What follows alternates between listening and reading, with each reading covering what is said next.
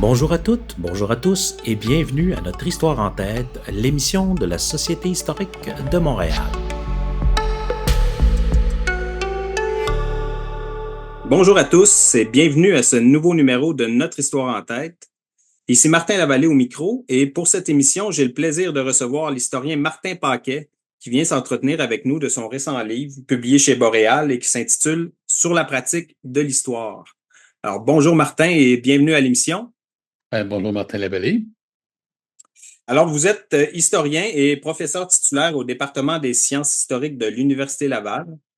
Vous avez publié ces dernières années différents ouvrages, dont, entre autres, Langue et politique au Canada et au Québec, une synthèse historique, coécrit avec Marcel Martel, et plus récemment, Brève histoire de la Révolution tranquille, coécrit avec Stéphane Savard, deux ouvrages publiés chez Boréal.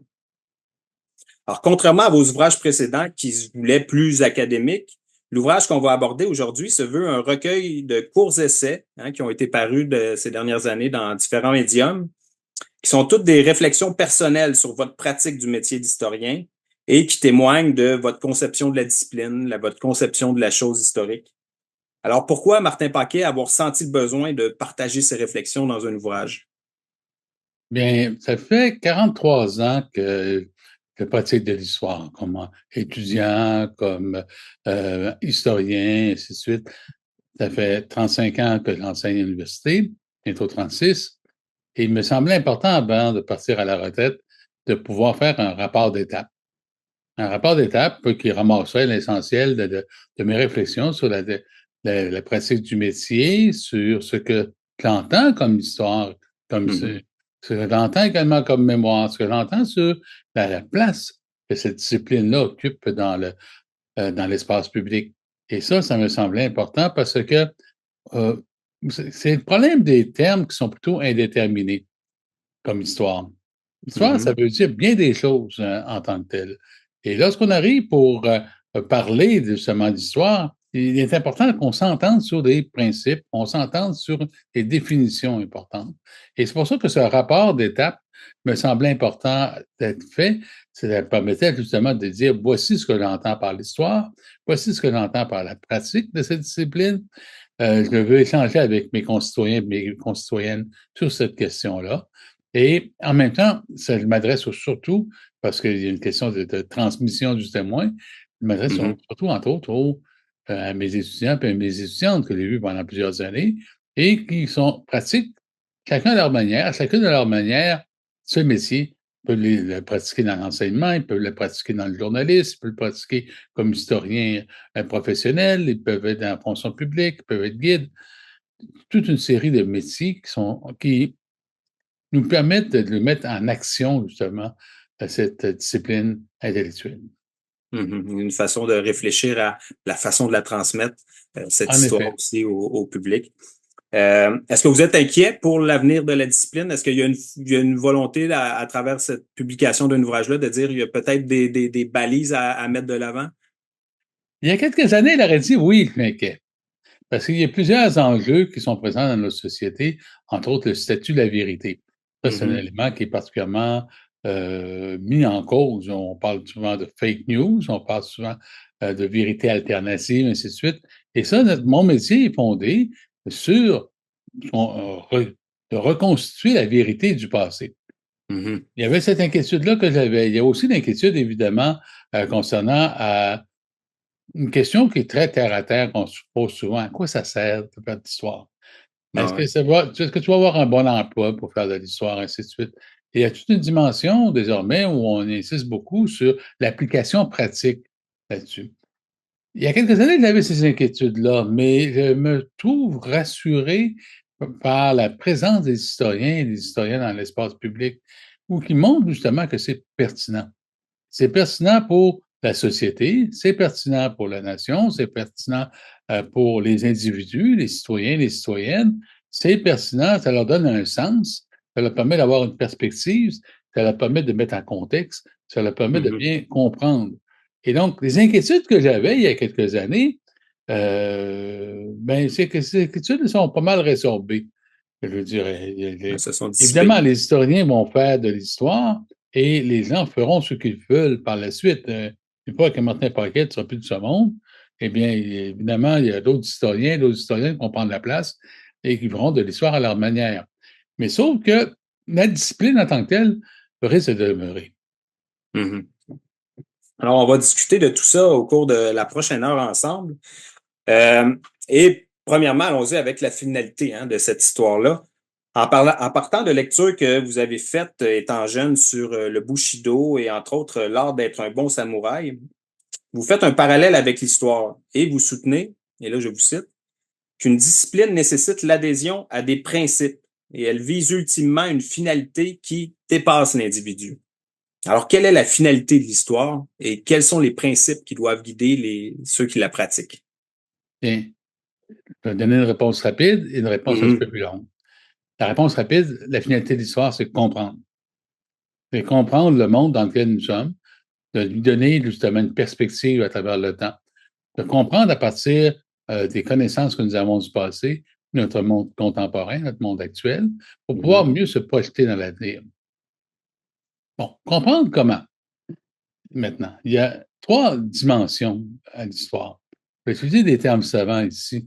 Il y a une dimension qui relève des connaissances, qu'on appelle l'épistémologie. Oui. Donc, c'est dans n'importe quelle science. Normalement, on parle de l'agencement des connaissances. En histoire, l'agencement des connaissances, l'épistémologie, relève en grande partie d'une enquête. C'est une enquête comme une enquête de police. C'est une enquête qui est méthodique, c'est-à-dire on a une méthode, qui cherche à produire des connaissances vraies et vérifiables sur le passé. Donc, ça, c'est une dimension qui est importante parce que ça permet de comprendre en grande partie deux des principes, deux des valeurs qui sont ici, qui sont présentes. La première valeur, ici, c'est celle de l'exactitude. Les historiens cherchent à être exacts autant que possible. Ils cherchent à trouver une réponse la plus précise possible, la plus certaine possible à ce qui s'est passé. Donc, ça, c'est la dimension qui relève de l'épistémologie en tant que telle.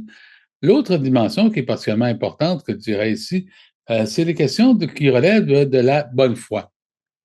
Quand on fait de la recherche, normalement, quand on fait une enquête de police, on n'arrive pas avec une idée préconçue. On essaie de savoir tout simplement ce qui s'est passé. Et donc, il faut donc agir de bonne foi par rapport à ce qui s'est produit. Et quand on transmet nos connaissances, le principe qui doit prévaloir, c'est la bonne foi là-dessus. Donc, exactitude, bonne foi, 2 principes. Là, je parlais de l'épistémologie. Ensuite, il y a l'objet même de l'histoire. L'objet même de l'histoire, c'est le temps. Donc, c'est ce qu'on appelle l'ontologie en langage philosophique ici. Donc, le temps en histoire, c'est quelque chose de compliqué parce que personne ne s'entend vraiment sur quoi est constitué le temps. Saint-Augustin le mentionnait, c'est-à-dire, si on me demande ce qu'est le temps, je ne le sais pas. Si on ne me le demande pas, je le sais. C'est-à-dire, on le sait instinctivement. Sans trop l'expliquer, oui. Sans trop l'expliquer. Donc, c'est un des problèmes, c'est que nos connaissances que nous avons sur le passé, évidemment, elles sont axées sur le temps, elles sont donc fragiles, elles peuvent donc disparaître, elles sont labiles. Il suffit d'un coup de vent, d'une tempête informatique, d'un incendie dans un centre d'archives pour tout ça disparaisse en tant que tel.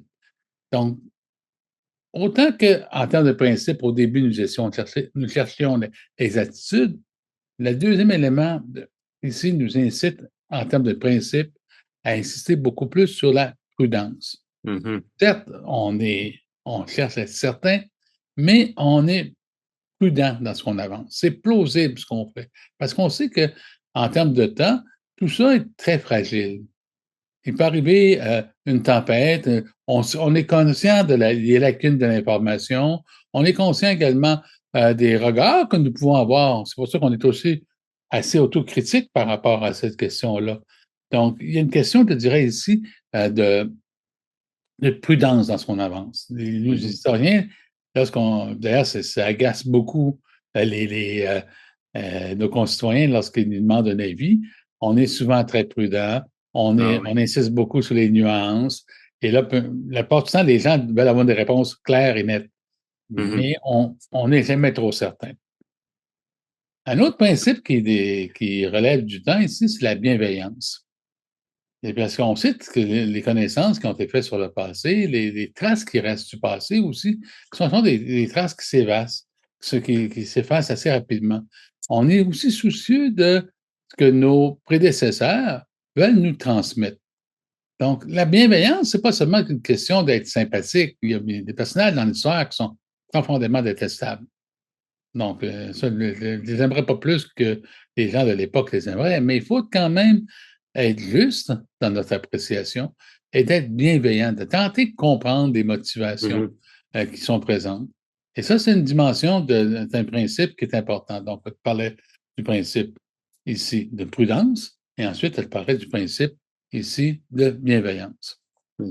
Là, il y a une question que j'avais prévue pour plus tard, mais là, vous mettez la table là, pour que je vous la pose maintenant. L'historien, vous incitez beaucoup sur l'empathie dans votre ouvrage, sur le fait que l'historien doit être empathique pour justement tenter de comprendre ce passé-là. Et est-ce qu'il peut se permettre de juger? Là, vous parliez de personnages là, qui étaient détestables. Est-ce que l'historien peut se permettre de juger soit dans sa personne, dans son étude, ou aussi dans ses travaux, le passé qu'il étudie? Ça dépend de ce qu'on entend par juger. Mm-hmm. Ma réponse est une réponse nuancée là-dessus. On juge des faits. Donc, c'est-à-dire, on peut les estimer, on peut dire, regardez, tel événement dans le passé a eu tel impact. Voici, c'est un jugement que je fais. Tel individu a posé tel geste, OK, et ça a eu des impacts, ça a eu des conséquences.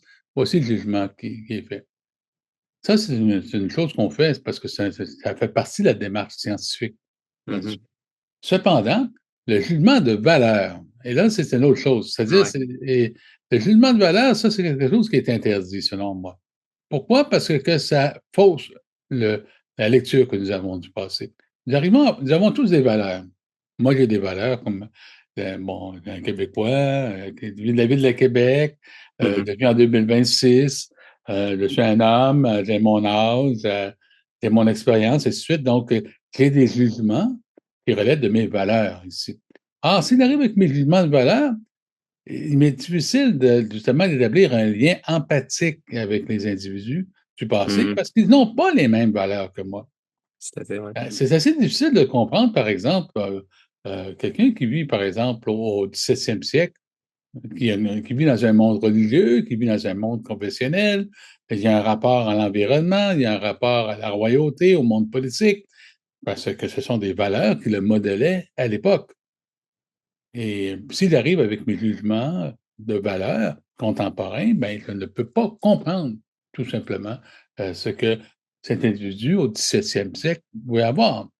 Donc, lorsque les gens qui y arrivent avec Samuel de Champlain en 1608, par exemple, ben, en 1608, c'est une conception du monde, c'est une réalité du monde qui est présente.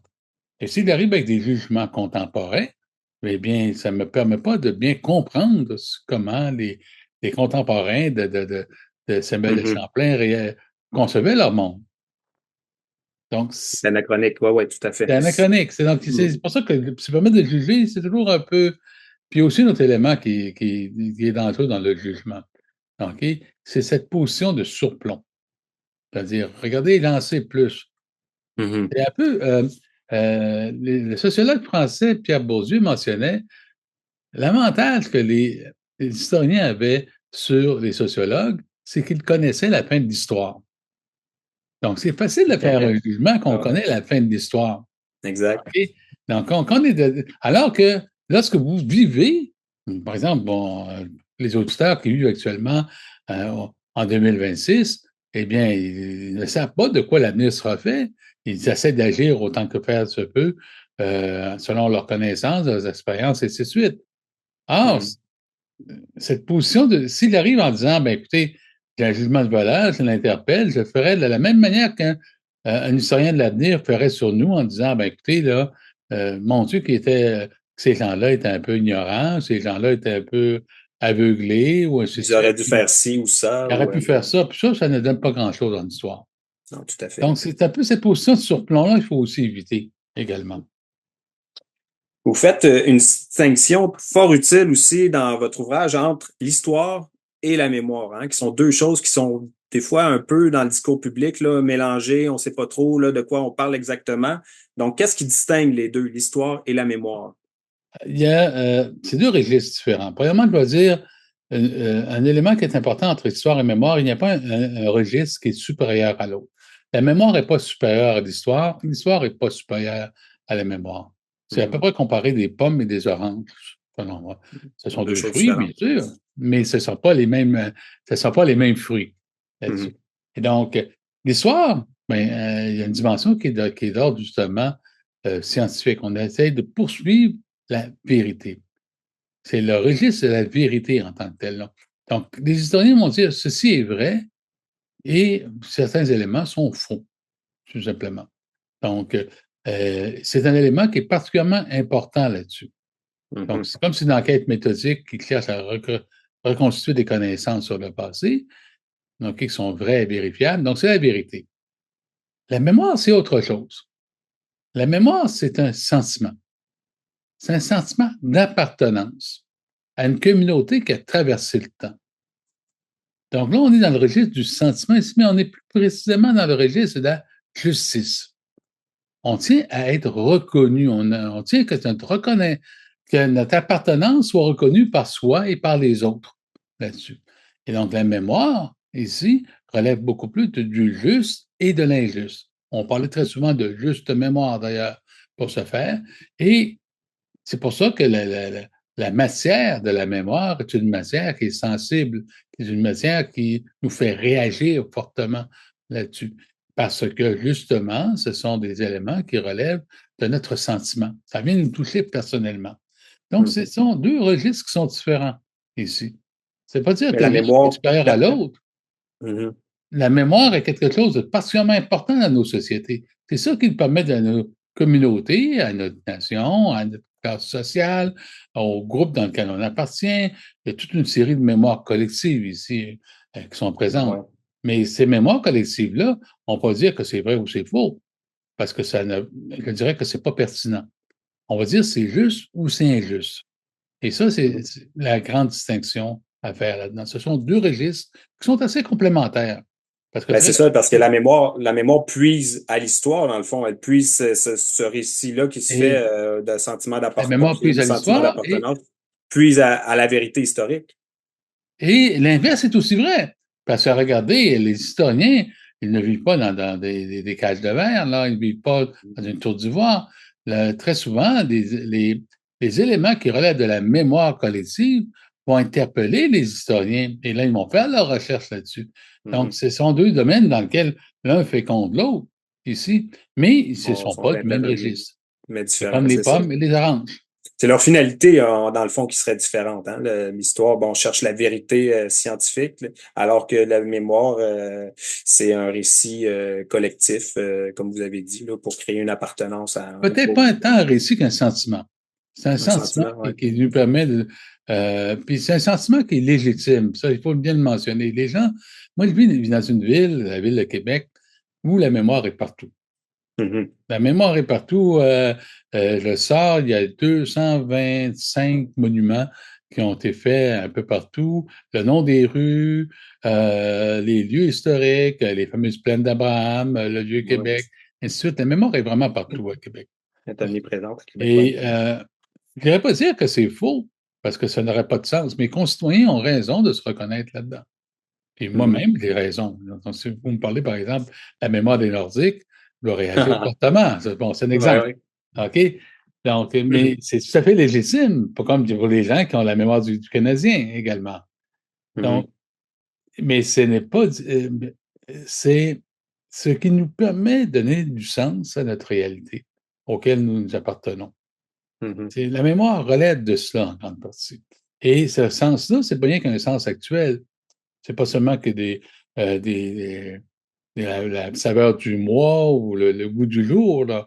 C'est une appartenance qui relève d'une mémoire de ce qui s'est passé auparavant et que nous héritons entre eux et que nous voulons transmettre. Évidemment, on ne transmet jamais à l'identique, mais on ajoute quelque chose dans cette transmission vers nos successeurs.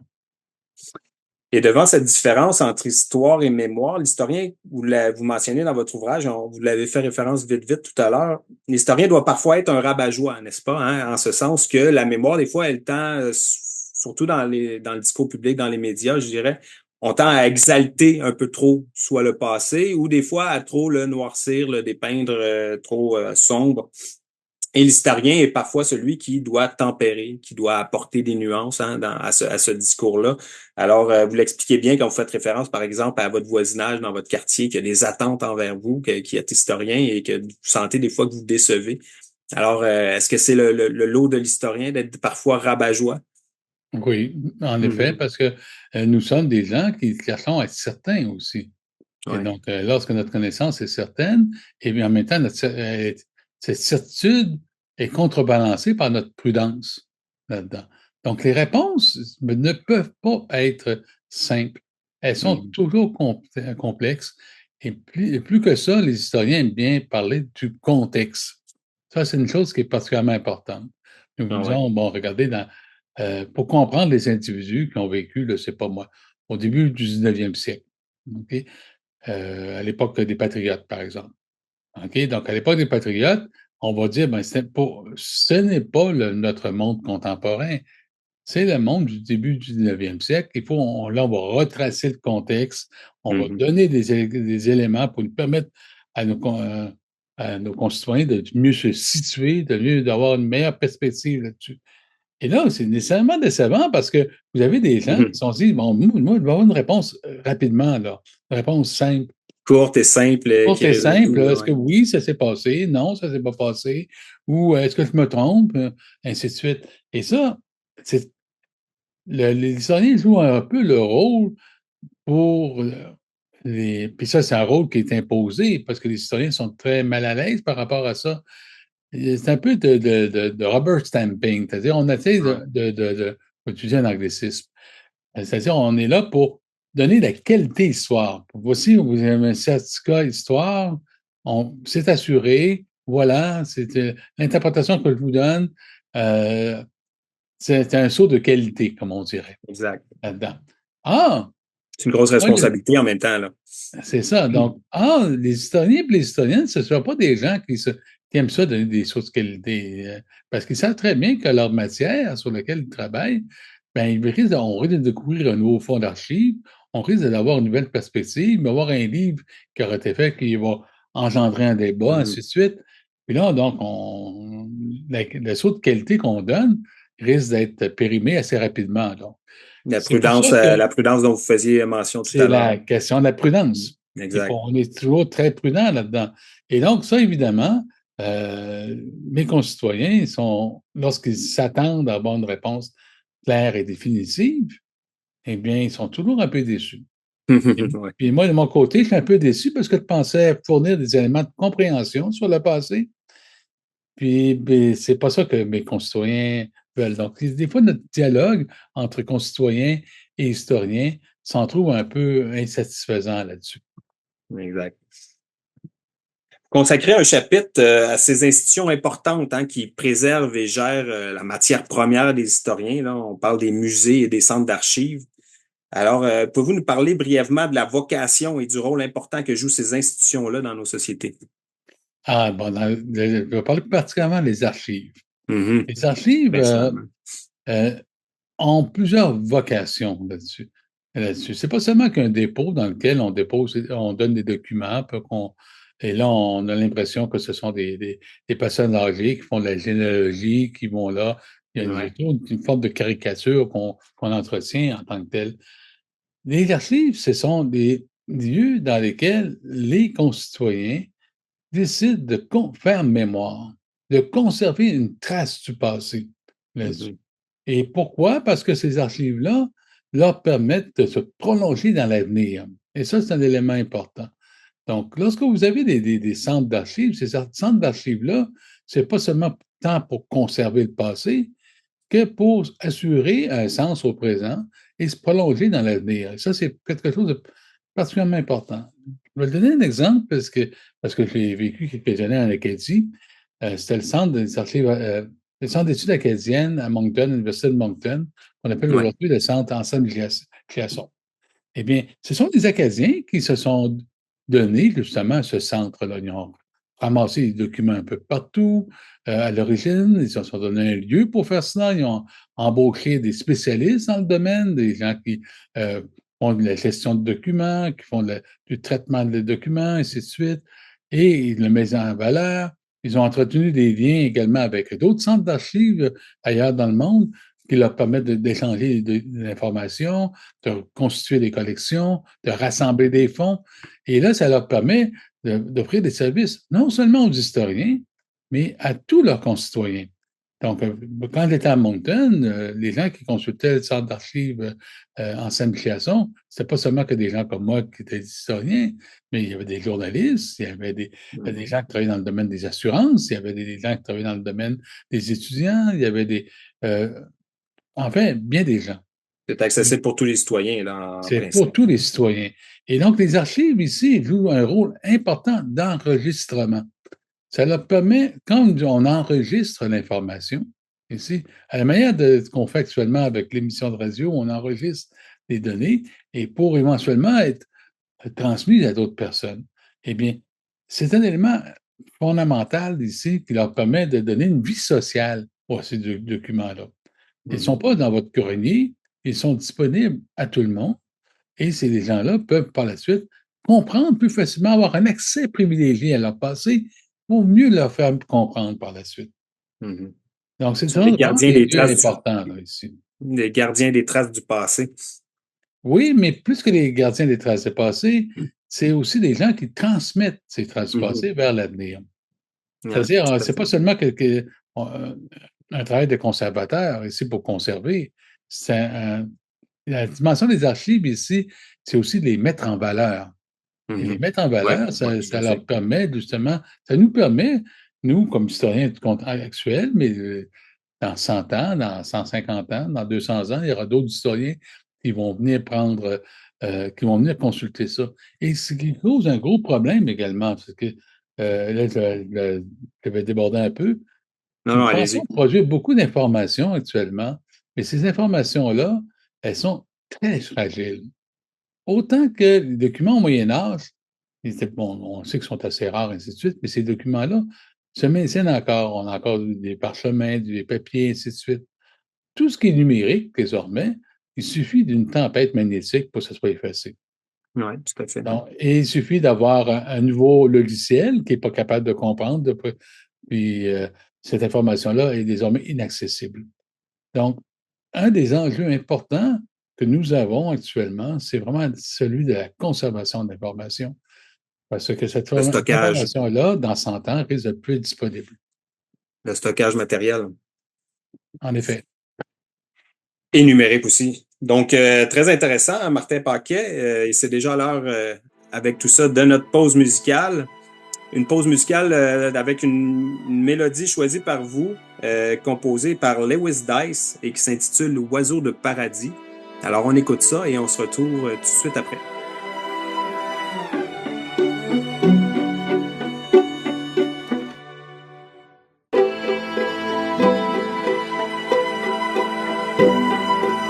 Essaie pas de me retenir si je pars. J'ai eu vent des oiseaux qui c'était plus pour l'autre bord. J'suis ton homme, j'suis ton homme, j'suis ton homme, j'suis ton homme. Essaie pas de me retenir si je pars. J'ai eu vent des oiseaux qui c'était plus pour l'autre bord.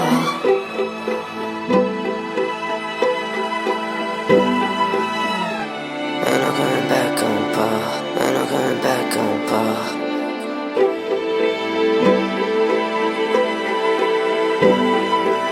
Essaie pas de me retenir si je pars. J'ai eu vent des oiseaux qui c'était plus pour l'autre bord.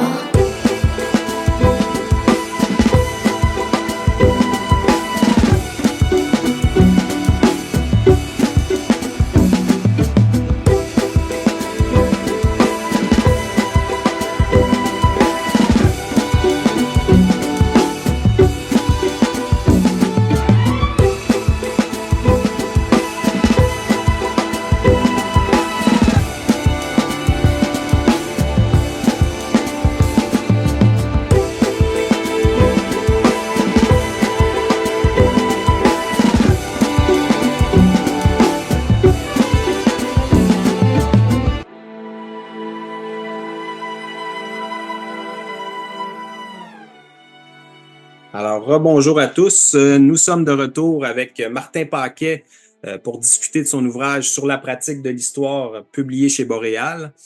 Alors, Martin Paquet, on parlait des archives avant la pause. Maintenant, on va revenir avec une question autour de l'éthos de la discipline de l'historien. Hein, vous écrivez qu'à l'instar du médecin, l'historien, en cherchant à comprendre le passé humain, un passé humain qui est révolu et disparu, il a ce pouvoir de repousser la mort. Mais qui dit grand pouvoir dit aussi grande responsabilité. Hein? Donc, vous faites du respect de l'éthos de la discipline historique une question de dignité pour les humains du passé qui sont étudiés. Alors, qu'est-ce que ça implique concrètement pour les historiens et historiennes? Je vais peut-être donner une définition rapide de l'éthos. L'éthos, ce sont des prédispositions que nous avons par la pratique d'un métier. Par exemple, les médecins, les infirmières ont un éthos. Il y a une façon de concevoir leur métier et les relations avec les autres.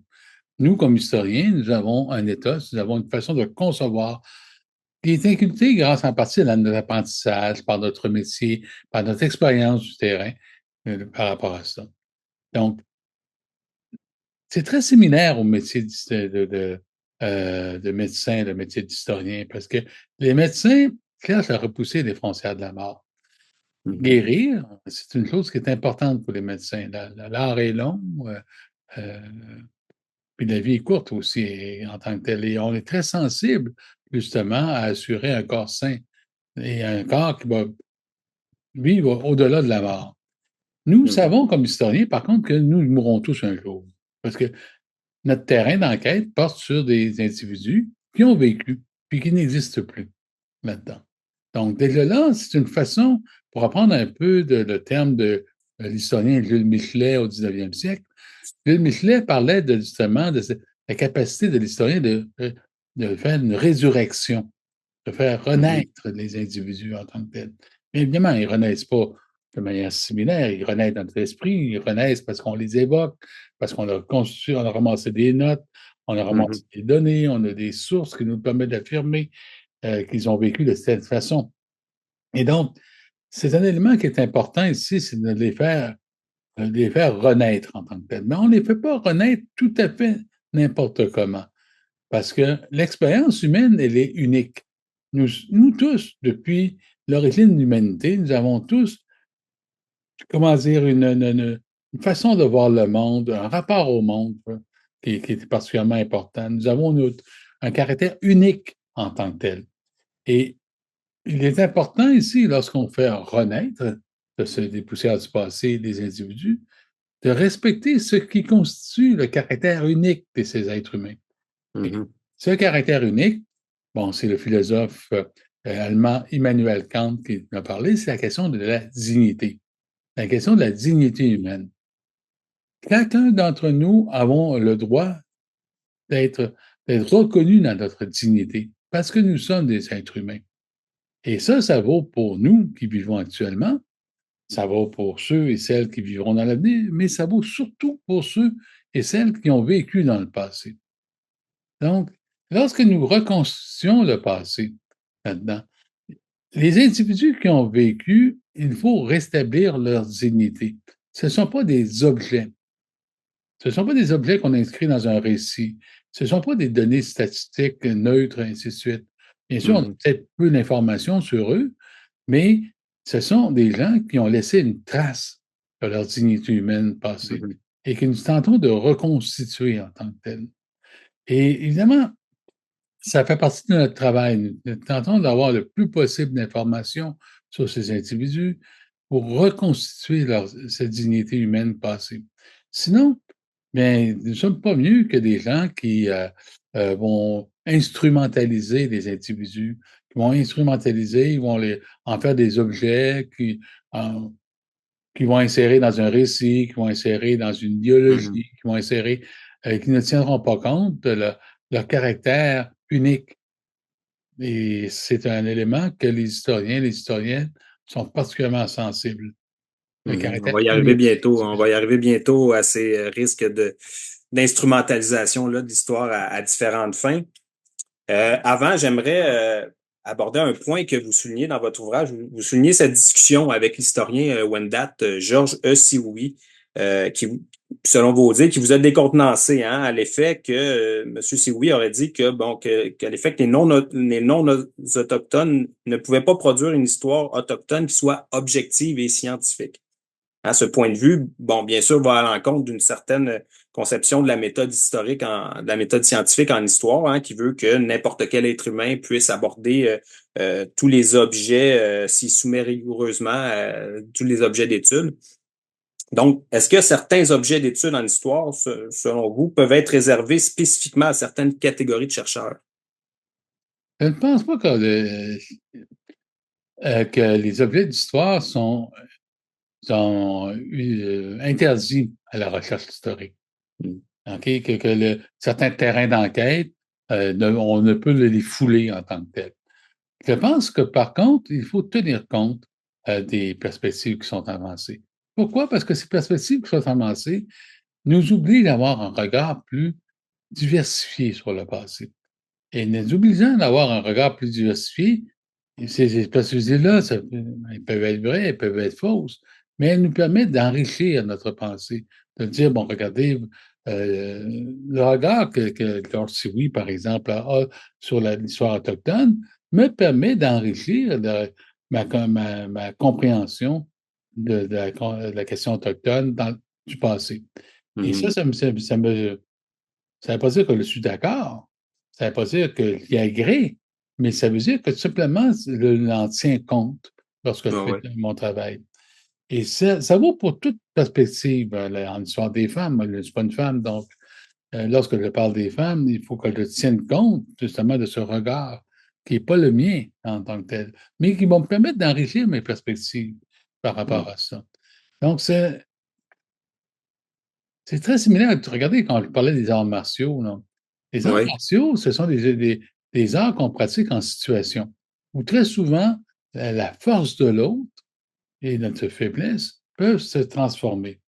C'est-à-dire que la personne qui est forte peut nous transmettre sa force pour qu'on puisse aller plus loin.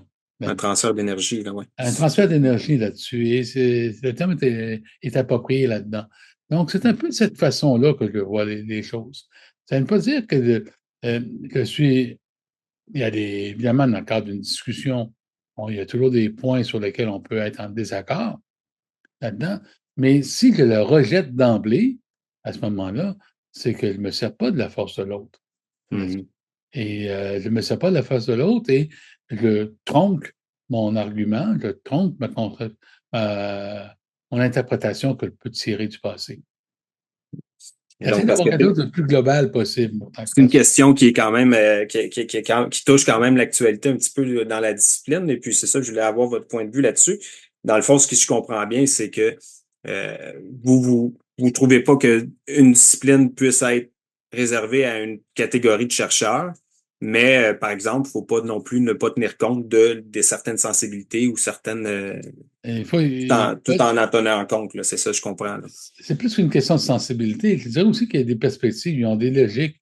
Il y a des logiques d'enquête qui ne sont pas nécessairement les miennes, mais qui peuvent être tout à fait pertinentes pour comprendre un terrain d'enquête.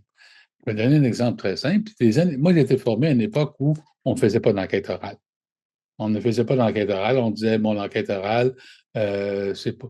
Vous savez, c'est un témoignage, vous savez, je sais pas vraiment. Ça peut être biaisé avec le temps. C'est biaisé, et ainsi de suite. Sans tenir compte que, dans d'autres disciplines, par exemple en anthropologie, ou tout simplement lorsqu'on arrive avec le domaine de la justice, avec les avocats, les témoignages devant un juge en tant que tel, il y a des moyens de valider la qualité de notre témoignage. Et ça, là-dessus, en posant des questions, en essayant de reconstituer l'éventail des perspectives qui sont là. Et désormais, je considère en 2026 que l'enquête orale, par exemple, c'est quelque chose qui peut être extrêmement pertinent. Bon, évidemment, l'enquête orale pour l'époque médiévale, je n'ai plus accès justement à l'époque. C'est un peu loin, hein, oui. C'est un peu loin. Mais par contre, pour un passé relativement proche, ça peut être très pertinent, d'autant plus qu'il y a un nombre important de nos concitoyens qui n'ont pas eu accès à l'écrit. Ils n'ont jamais été capables d'écrire c'est un passé qui n'est pas si lointain que ça. À une certaine époque, oui. Donc, et ça, c'est l'élément qui qui nous permet d'enrichir notre regard que nous avons sur le passé. Donc, vous voyez, c'est dans le cas, par exemple, des études autochtones, l'enquête orale est particulièrement importante ici, parce que c'est la voix d'autorité, puis là, le terme autorité a son sens ici, mais la voix d'autorité, par exemple, qui est présente dans le cadre des communautés autochtones, eh bien, on peut la valider ça, par toute une série de procédures qui nous permettent de dire, ben, regardez, ça, c'est relativement exact, on peut dater tel événement. Ouais. Ça, c'est relativement exact parce que ça corrobore d'autres témoignages qui ont été soumis par ailleurs. C'est corroboré par d'autres traces matérielles. C'est de faire une critique des sources de la même façon qu'on le fait pour l'écrit, mais avec l'oral, des fois, quand on a 2, 3 sources qui disent la même chose, En effet. que ce soit oral ou Et écrit. oui, également sur, je dirais, la variété des sources. Regardez, les études qu'on fait en archéologie sont particulièrement très pertinentes pour ça. Oui, tout à fait. Donc, on dit il y a tel village à tel endroit, on retrouve des traces archéologiques, eh bien, ça corrobore souvent le témoignage oral. Un beau chapitre, Martin Paquet, s'intitule Capabilité, que vous définissez en citant l'économiste Amartya Sen comme étant l'ensemble des possibilités de choisir et d'agir pour un individu en fonction de différents critères comme la santé de la personne, son emploi, le milieu dans lequel il est né, etc. Les capacités d'un individu sont ce qui lui permettent de suivre telle ou telle trajectoire dans sa vie. Et dans l'étude du passé, donc, l'historien doit bien sûr tenir compte des capacités des individus qu'il étudie, mais vous mentionnez aussi qu'il peut avoir lui-même, qu'il a lui-même des capacités, l'historien, qui fait en sorte qu'il peut avoir certains biais, certaines inclinaisons à penser de telle ou telle façon qui lui empêchent de comprendre pleinement les intentions qui motivent les actions des autres. Alors, comment est-ce que l'historien peut surmonter cette difficulté? Ben, premièrement, de comprendre qu'on ne sommes pas des surhommes. Donc, on sommes comme et c'est pour ça que les sujets sur lesquels nous travaillons en histoire, les individus qui ont une gestion de reconstituer le passé, nous permettent de comprendre comment on travaille comme historien. Eh bien, moi, je donne l'exemple, par exemple, dans mon livre, d'une jeune adolescente gaspésienne qui a immigré aux États-Unis au début du 20e siècle. Donc, qu'elle ne sache pas l'anglais, c'est normal. Elle vient de Gaspésie, elle parle le français en tant que telle. Qu'elle n'a pas quand on la considère comme illettrée, ça va de soi. Elle n'a pas été tant que ça à l'école. Elle doit travailler dans une usine textile, ainsi de suite. Donc, on peut extrapoler toute une série de comportements, mais ce n'est pas des éléments qui sont pertinents parce que ça ne permet pas de reconstituer la vie de cette femme-là, de cette jeune femme-là. Et c'est la même chose comme historien. Moi, je vis au 21e siècle. Donc, j'ai accès à la documentation, l'électronique, ainsi de suite. Donc, que mes prédécesseurs n'ont pas eu en tant que tel. Et donc, ça va de soi que mon regard risque d'être différent, peut-être plus riche que ceux de mes prédécesseurs qui devaient faire des voyages en archives et prendre un temps fou pour reconstruire l'information. Il y a aussi des éléments qui me restreignent également. Le fait que je parle telle langue, que je l'écrive en telle langue, ça ne me donne pas accès à d'autres types de langues que je ne connais pas, par exemple. Le fait qu'il y ait des interdits de toutes sortes qui peuvent se présenter. Les règlements, par exemple. On peut dire que, j'aimerais avoir accès à tel type d'archives, mais les règlements du centre d'archives ne permettent pas d'avoir accès. Donc, ce passé-là m'est interdit. Donc, c'est une question de capacité ici. Je suis très similaire à cette jeune femme du début du 20e siècle qui essayait de fonctionner dans son monde. Je ne peux pas extrapoler des choses dont je n'ai pas contrôle. Mais par contre, je peux bien maîtriser ce que j'ai sur mon contrôle. C'est le potentiel que j'ai ici. Et ces éléments de potentiel sont particulièrement importants pour comprendre notre métier. Notre métier, c'est que, bien sûr, j'aimerais ça être un narrateur du haut de ces nuées, dans les nuages, puis de surplomber, puis de savoir tout ce qui se passe en tant que tel. Non, je suis immergé dans mon temps. Je suis quelqu'un de mon époque en 2026. Et donc, ça ne me permet pas de faire certaines choses, mais ça me permet, par contre, d'en faire d'autres. Cette notion de capacité est au cœur à la fois de la compréhension du travail de l'historien, mais aussi de la compréhension de son sujet d'enquête. Les deux vont de pair. Oui, tout à fait. Alors, on l'a mentionné brièvement, l'histoire n'est pas à l'abri des instrumentalisations, des polémiques. Il y a un aspect polémique de la discipline là, qui est intervenu au Québec et ailleurs ces dernières années là, avec l'effacement de certains personnages. Hein. On peut penser à Jeffrey Amherst, on peut penser aussi au déboulonnage de statues et monuments comme John A. Macdonald, il y a eu Christophe Colomb aussi ailleurs en Amérique. Quelle est votre position d'historien face à ces différents enjeux polémiques? Elle va répondre un peu à ce que Howard Zinn disait, c'est pas tant la statue qui est importante, mais la vérité en tant que telle. Donc, l'offrir à mes concitoyens des éléments de compréhension pour se faire. Et pour bien comprendre deux éléments. Premièrement, une statue, c'est pas l'individu. Une statue, le nom d'une rue, c'est pas l'individu. L'individu, on est toujours possible de le reconstruire. On parlait de John A. Macdonald, par exemple. John A. Macdonald, qui n'a plus de statut à Place du Canada depuis 2020, eh bien, il n'est pas effacé de l'histoire canadienne. On le retrouve dans les centres d'archives, on le retrouve dans les musées, on le retrouve dans les livres d'histoire. Et on peut avoir une idée de ce que fut sa carrière politique, par exemple. Par contre, il n'est plus offert à la commémoration parce que le symbole de John A. Macdonald est considéré par bien des gens comme étant un symbole qui est négatif et qui provoque, entre autres, un désordre civil. Parce que c'est la raison pour laquelle on retire des statuts. La raison qu'on relève des statuts, c'est pas effacer le passé. C'est parce que ces statuts-là engendrent un désordre public. Un désordre public menace la paix civile en tant que tel. Et ça prenons l'exemple de John A. Macdonald toujours, parce que ça me semble un très bon exemple.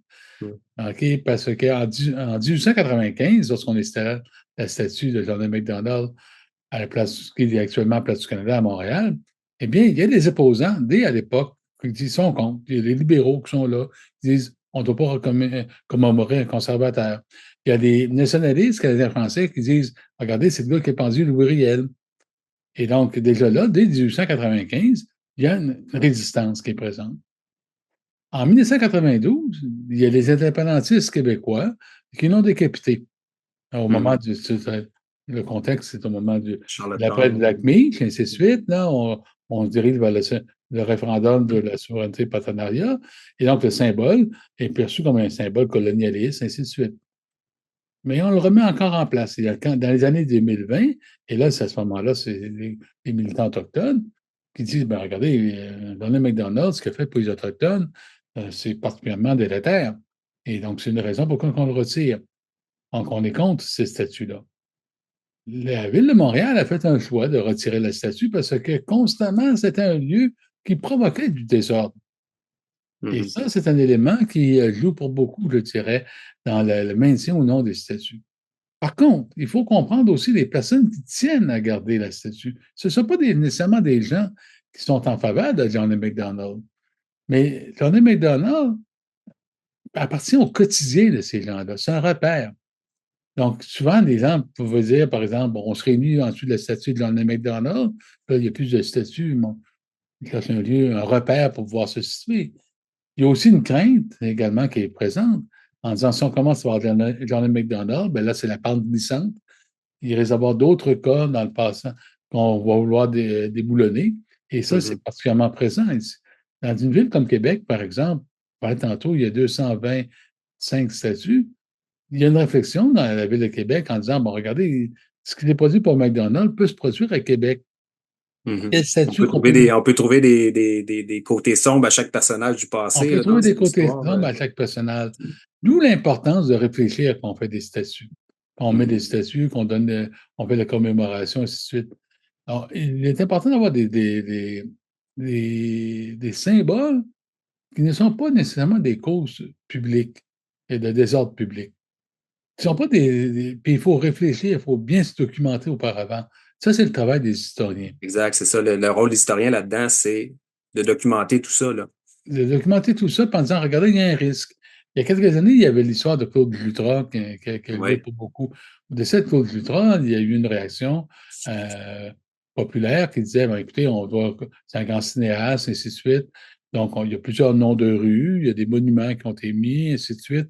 Donc, et lorsqu'on a su le côté beaucoup plus sombre de Claude Luttra, à ce moment-là, il y a eu une réaction très forte. On a tout simplement débaptisé des rues, on a enlevé le monument de Charles Baudelaire, et ainsi de suite. Donc, tous ces éléments-là auraient pu être évités si on avait pris la peine de prendre son temps.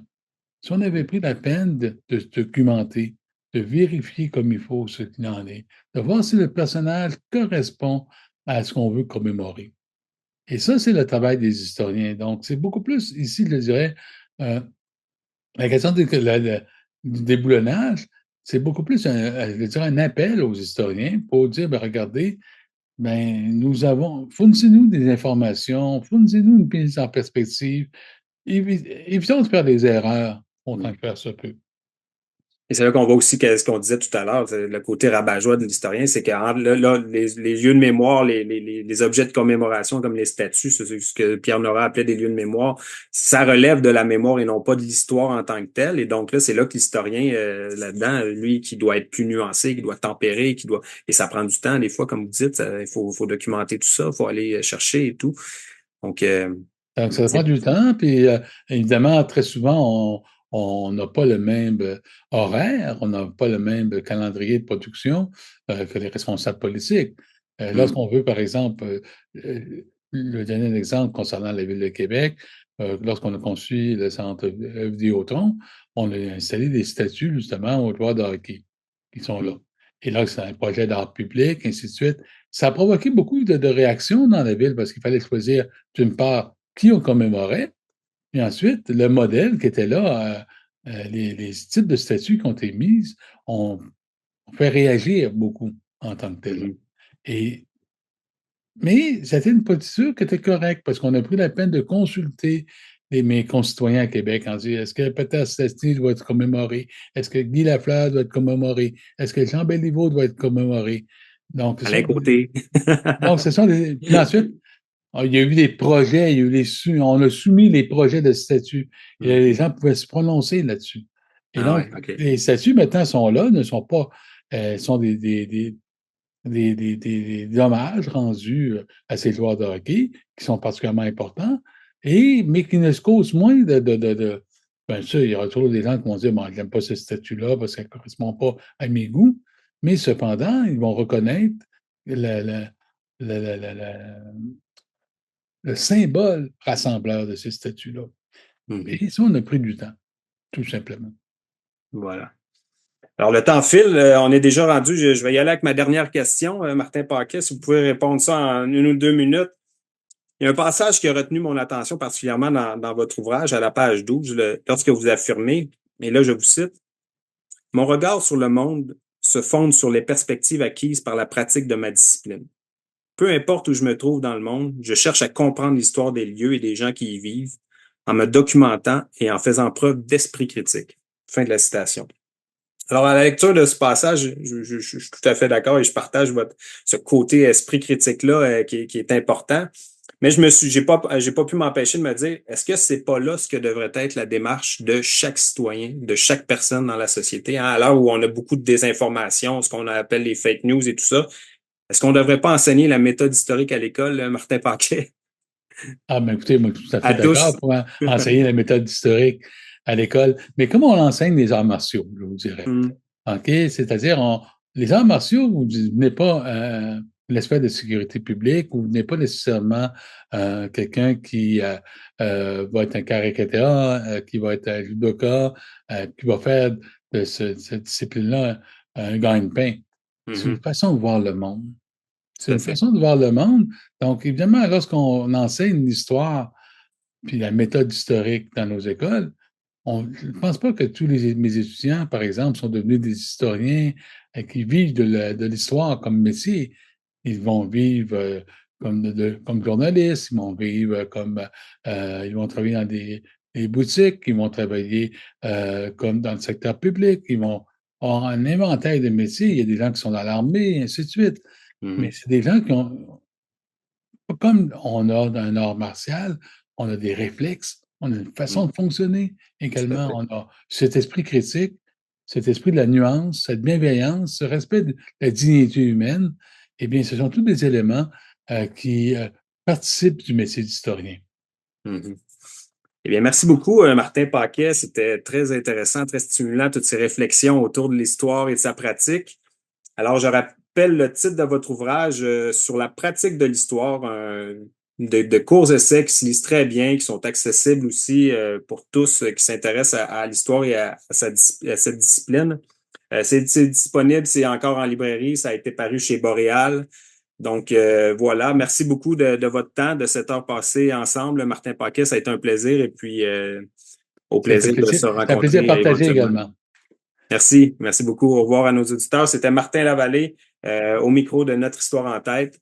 On se revoit la semaine prochaine pour un autre numéro. Merci.